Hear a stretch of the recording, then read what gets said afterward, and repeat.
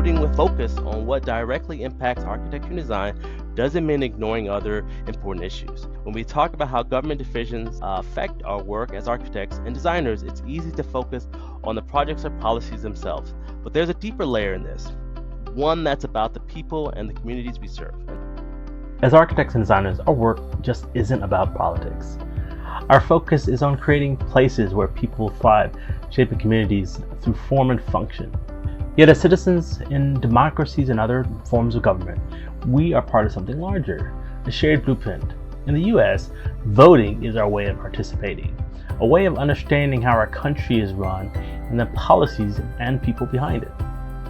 It's not about taking sides, it's about being informed, active, and aware, so we can do what we do best, design spaces that serve everyone, contribute to a vision that unites and inspires, and build with purpose and integrity. Voting in a democracy helps us understand the structures and values that support our work so we can continue to create freely, purposefully, and responsibly. In this episode, we'll be looking at the topic of voting and policies that affect the design world to give you a non-political perspective that will benefit the design world, looking at also resources that will help you make the best decisions. And stay tuned to the end for a special reward from our sponsor, I Am the Studio, a leading skills training platform for architects and designers. Hello everyone and welcome back to Architecture Beyond. I'm your host, Brendan Gibbs, a licensed architect and storyteller. As a designer and someone deeply involved in shaping spaces and communities, I know firsthand how many factors influence the work we do. One of the biggest factors is the decisions made by our government, and that is predominantly for a U.S. audience. However, that affects you no matter where you live. Today, we're going to explore a topic that often doesn't get enough attention in architecture and the design world, elections and voting, without the political drama, of course. Now, if you follow the media, you're probably used to hearing about issues like healthcare, immigration, or the economy.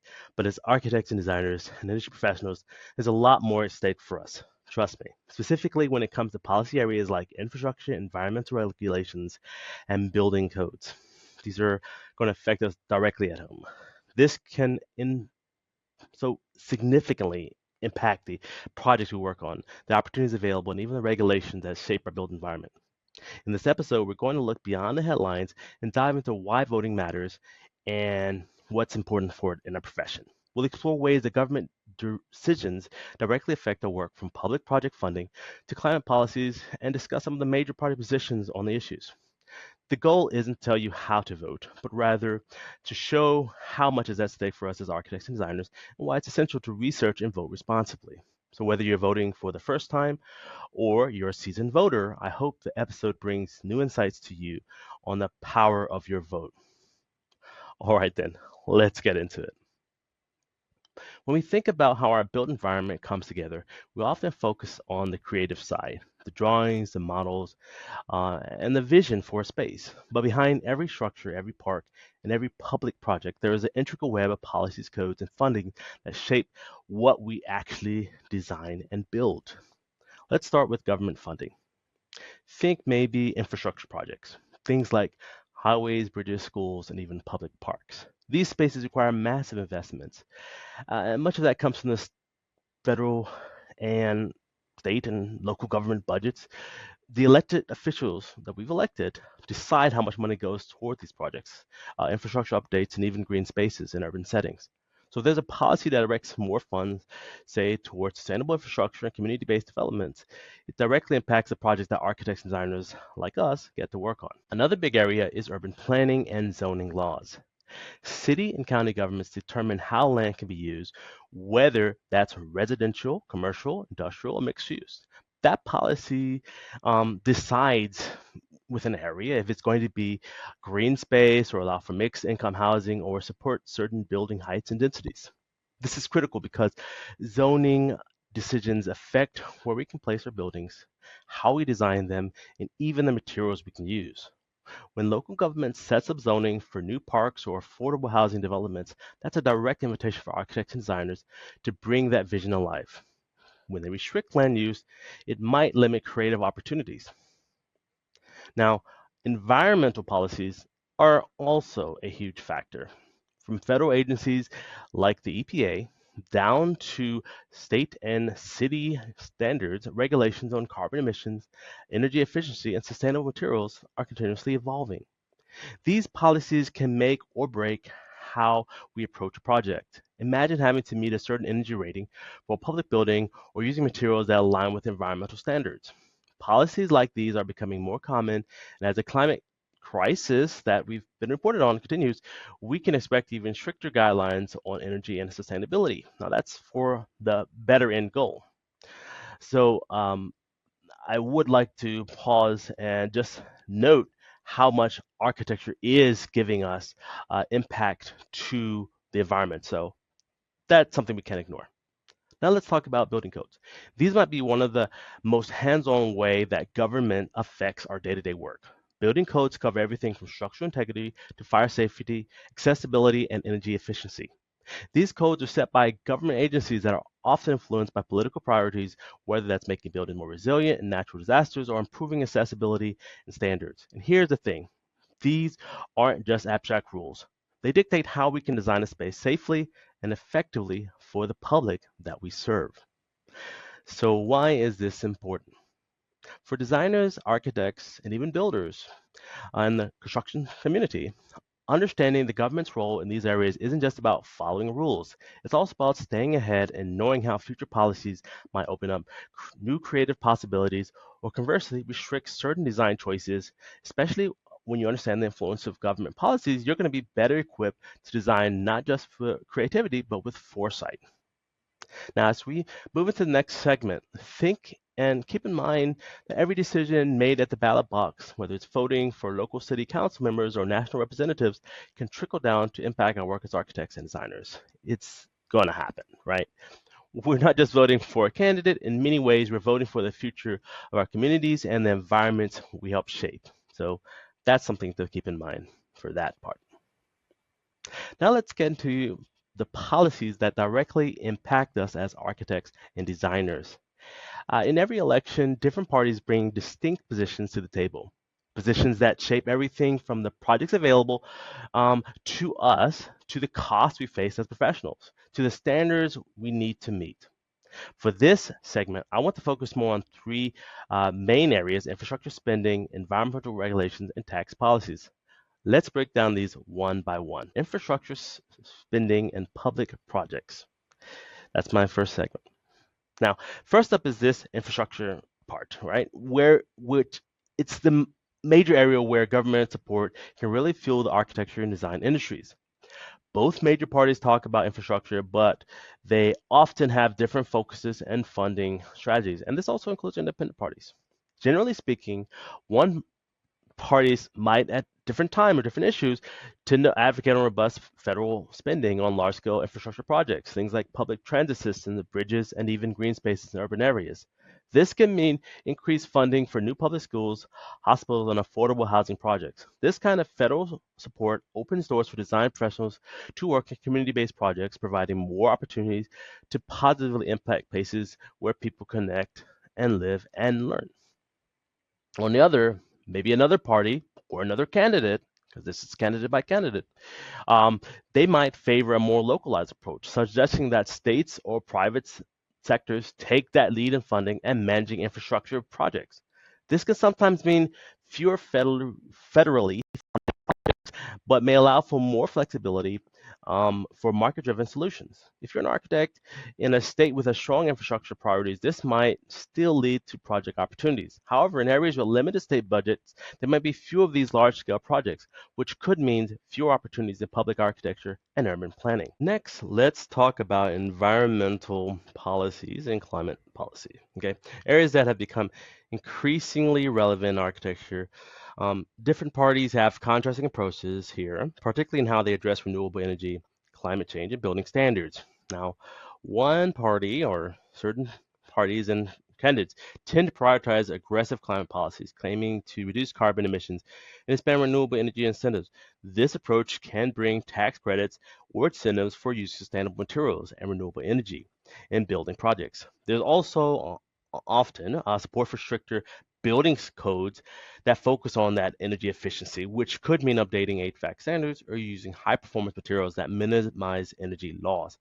For us as designers, this can translate into new standards for sustainable design, which initially are costly, though they open up opportunities to push the envelope on energy efficiency and eco-friendly products and projects. Right. The other party or the certain candidates, again, it's not always the same, they advocate more moderate market-based environmental policies, often placing less emphasis on regulatory changes and more on economic growth. This can sometimes mean fewer regulatory constraints, which can reduce the initial cost of a project. However, with fewer environmental mandates, there might be less pressure or incentive for sustainable design. For architects and designers, this can create a landscape where sustainable design becomes a choice rather than a requirement, giving firms more flexibility in materials and methods, but perhaps fewer government supported initiatives for green projects. Finally, let's dive into some tax policies, which are especially relevant for those of us who own architecture firms, who or work freelance or run small design businesses. Tax policies can have a huge impact on our bottom line, influencing everything from overhead costs to the ability to invest in growth. One party or certain party and candidates tend to focus on tax relief for small businesses and may push for deductions and incentives that support entrepreneurs, including sole proprietors and creative industries like ours. Policies like these can lower the tax burden for small firms, freeing up cash flow that can be reinvested into hiring, technology, or even training programs. For many in architecture, this means a bit more financial flexibility to manage business expenses and adapt to our changing industry demands. On the other hand, there's certain candidates and parties that also advocate for more of a uniform tax policy where breaks and incentives are generally aimed at larger corporations or are more restricted for some small firms. This could mean higher overall tax obligations, which might limit resources for growth and require adjusting project budgets and staffing. Freelancers and small firms in particular may feel the impact here, where fewer tax breaks could make it harder to maintain profitability, especially where costs are rising in areas like materials and software. So, what does all this mean when it comes to infrastructure, environmental policy, and tax relief? Each party's stance can shape the design industry and the landscape in different ways. Policies that support robust infrastructure spending and stringent environmental standards may provide more consistent project opportunities, but can come with increased regulatory and requirements that raise initial cost. That means that's going to affect the bottom line for projects and what we present to our clients. On the flip side, a more flexible regulatory environment and localized infrastructure spending can lower operational costs, but might lead to fewer public project opportunities, especially in regions with limited state budgets. In short, these policy positions are worth considering because they can directly impact project availability, operational cost, and the creative flexibility we have as design professionals. And that's why it's important to understand each party's approach. It's not just about choosing a candidate, it's about selecting a policy and a set of policies in a direction that aligns with the professional landscape that we want to be a part of. So let's go a bit deeper into why pretty much the responsibility of voting is crucial, especially for us in architecture and design. Many of the policies that shape our field aren't flashy. They aren't the ones that are making headlines every day, but they're significant. They determine the kinds of projects available and the funding we rely on, right? And even the standards our work must meet. These are things that can directly shape our career, our stability, and our ability to create the kind of work we're passionate about. Think about infrastructure spending, right? For example, to the average voter, it may just sound like a line item in a budget. But for us, the line item could mean a contract to work on a new transit system, a school, or public housing development. And infrastructure spending, if it's scaled back, it doesn't just mean fewer projects for us to work on. It can lead to slower career growth, fewer specialized roles, and sometimes tighter budgets across the board. When infrastructure projects are funded well, it's not just about the work itself, it's about the chance to contribute to lasting community development, often with a broader impact on urban resilience and sustainability. Environmental standards are another big one. These policies may not always dominate election coverage, but the impact on our industry is substantial. For instance, a city's commitment to net zero emissions could influence local building codes, adding standards for energy efficiency, waste reduction, and sustainable materials. While these standards often raise project costs initially, they're setting up long-term savings for buildings and the environment. A vote that supports sustainable policies can mean we're not just designed for here and now, we're part of creating spaces that contribute positively to the future, which is something many of us in the field really want to do.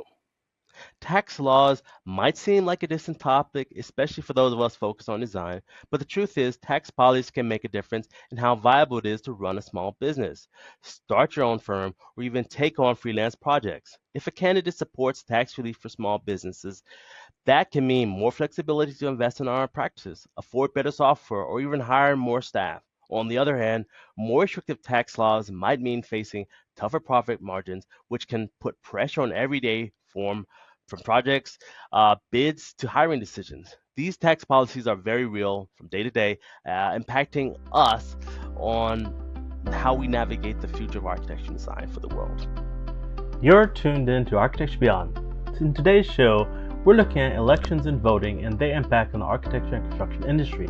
As a special reward for listening, we're sharing the promo code AB Voting Rights 2024 to get 50% off your first 3 months with I'm the Studio courses, growing architectural skills in the top software and methods. Now, I know it can feel overwhelming to dig into policies and candidate positions, especially when there's so much information out there, but making informed voting decision doesn't have to be complicated. Let's go over a few steps you can make toward the research to get it done responsibly and get a clear picture of where candidates stand on issues. First, look at candidate records. Have they supported policies related to infrastructure, environmentally, sustainability, or small business support in the past? Sites like Vote for One and Ballotpedia are great starting points. They provide nonpartisan information on candidates' positions and voting records without all the media noise. By looking at the candidate's voting history and public statements, you can get a sense of whether their priorities align with those of the architecture and design community. Another approach is to look up issue-focused organizations that align with your values. For example, Architects Advocate is a group that highly advocates and puts out policy positions and initiatives for impacting architecture, sustainability, and public spaces. Organizations like this can offer insights into issues specific to our field and often provide resources for understanding how certain policies impact the work we do. And of course, you can reach out directly to your local representatives. Many of us forget that we have local government that plays a huge role in our field. Ask your representatives about their positions on local projects, zoning laws, and environmental policies. Local issues can have just as much an impact on your work as national policies. And local politicians and officials are often very responsive to questions from the community. Just ask and they'll give you help. And I've done it myself. I've reached out for help during projects. So I think it's definitely something to look into. At the end of the day, your vote is a chance to prioritize policies that support your work and the values that brought you into this field. Voting with a focus on what directly impacts architecture and design doesn't mean ignoring other important issues. It simply means recognizing that for those of us in this profession, these policies can shape everything from the career paths available to the types of projects we get to pursue. So as election season approaches, like almost next week, right? Let's commit to going beyond the headlines. Let's look at the issues that impact our profession directly and think about how these policies align with the vision we have for our communities, our careers, and our contributions as designers. Let's bring this conversation down to the personal and community level. When we talk about how government decisions affect our work as architects and designers, it's easy to focus on the projects or policies themselves. But there's a deeper layer in this, one that's about the people and the communities we serve and how our choices impact the quality of life in those places. Take affordable housing, for example. This isn't just a policy point or a budget line item. It's a fundamental part of ensuring that communities are inclusive and accessible. When funding is directed toward affordable housing, it opens up opportunities for designers to create spaces that support community health, safety, and stability. Architects working on affordable housing aren't just creating structures, they're building the foundation for families to have secure homes, for children to grow up in stability, and for entire neighborhoods to thrive. Voting for candidates who support affordable housing funding is a choice that ultimately supports healthier, more resilient communities. City planning decisions are another big piece of the puzzle. When local government invests in walkable cities, safe public spaces, and well thought out transit systems, they're not just making functional choices either. They're enhancing the quality of life for everyone in those areas. Imagine designing a public park or pedestrian friendly plaza that becomes a community hub. Those projects offer tangible benefits like reducing pollution, promoting physical activity, and fostering social connections. By voting for leaders who prioritize smart urban planning, we're indirectly supporting a more connected, accessible, and sustainable urban environment. And let's not forget public projects. Schools, libraries, health centers, and recreational spaces. All of these are part of what makes a community vibrant and functional. Architects and designers play a crucial role in shaping these environments, but without adequate funding or supportive legislation, these opportunities can be few and far between. Voting for candidates who prioritize public investment is a way of pretty much advocating for those essential community resources, ensuring that we can keep designing spaces that serve everyone. As architects and designers, we also have unique perspective on how these policies translate into real everyday impact. This gives professional responsibility to advocate for safer, more sustainable, and more inclusive communities. Voting is one of the most powerful ways we can fulfill that responsibility. Now, think about it. Every vote for candidates who value sustainability is a step toward more environmentally friendly building practices and greener cities. Every vote for leaders who support public projects is a step toward community spaces that bring people together. And every vote for candidates who prioritize affordable housing is a vote for inclusivity and stability in our communities. So as you go to the polls, remember that this isn't just about what's happening on the political stage, it's about what's happening on the ground in the communities where we serve. Let's use our voices, our expertise, and yes, our votes to help build a future that reflects the values we bring to our work every day. All right. As we wrap up today's episode, I want to leave with you a few resources that can make the process of informed voting a whole lot easier. Access to clear, comprehensive information is crucial. It helps cut out the noise and lets us make better voting choices that really align with our values and professional goals. First on the list is vote411.org. A resource created by the League of Women Voters, Vote 411, offers nonpartisan, reliable information on everything from candidate positions to ballot measures and even local voting guidelines. You can get in your address um, pretty much and get a personalized ballot preview. That's one thing I did, and I thought that was really great just to know who's on the poll. It's super helpful for understanding exactly what you'll be voting on. Another great tool is Ballotpedia. It's a go-to for unbiased information on both local and national candidates, policy issues, and even legislative stances. Ballotpedia is known for being straightforward and fact-focused, which is really valuable when you're trying to make an informed choice without all that extra noise, pretty much. GovTrack.us is next, which is especially useful if you're interested in tracking the voting records of your current representatives. This site can help you see how your representatives have voted on key issues and is a good way to understand how their stances might align or not with issues that matter to you professionally, like infrastructure or environmental policies. For those of us in architecture, there's also Architects Advocate.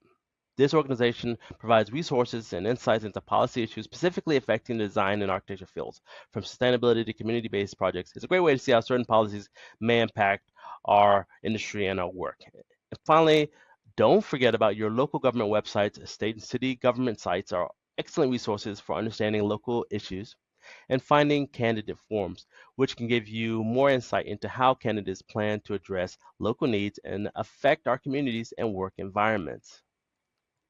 Now, as you explore these resources, I'd encourage you to look beyond just one source. Each of these tools offers a unique perspective, and gathering information from a few different places, you can get a more balanced and comprehensive view. That's what I did. Even if you don't have a lot of time, the idea of you know reaching out there, spending the time, taking time off from work, even sometime will help you get the best thing for you, and you can have a better professional perspective as well. With all of this in mind, I encourage you to take the time to prepare thoughtfully for these upcoming elections. Even if you've done early voting, which I also have done, I took the time to get my information first. Remember, your vote isn't just a personal choice, it's an opportunity to shape the landscape we work in and the standards we design by, and as well the communities we serve. Thank you for joining me on this episode of Architecture Beyond as we talked about these policies, and I hope these resources will empower you to vote with confidence and purpose. I'll see you in the next episode of Architecture Beyond. I'm your host, Brandon Gibbs. I'll see you later. Thank you for joining us on this episode of Architecture Beyond as we explore policies that affect the design industry and resources for making better voter decisions. Check out the link in the description to learn more. As you've listened to the end, we'd love to share with you a special gift of 10% off any print item from our official Architecture Beyond shop at imthestudio.com/shop. The first 10 orders will receive a free bonus order and gift with their order. It's going to be pretty special. In the next episode of Architecture On, we'll look at physics-based design with parametric architect Ari Willem de Jong, revealing insights into practical ways to create advanced physics simulations in the design process. Be sure to check it out. This has been Brandon and the Architecture Beyond crew. Catch you in the next episode.